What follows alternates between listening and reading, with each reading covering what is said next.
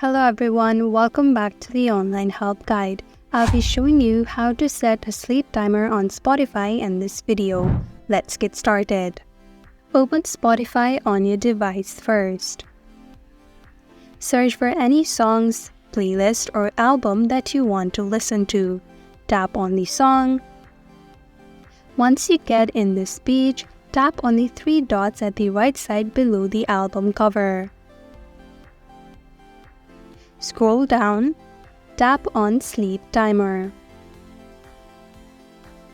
Select the time that you want to stop the audio in.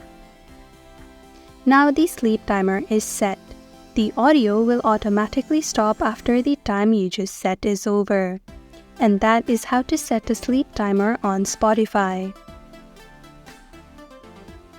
Thank you for watching Online Help Guide. Hope this video was helpful. If it was, then hit the like button and comment down if you have any questions or feedback. Also, if you're new to our channel, subscribe and hit the bell icon so that you don't miss our upcoming videos.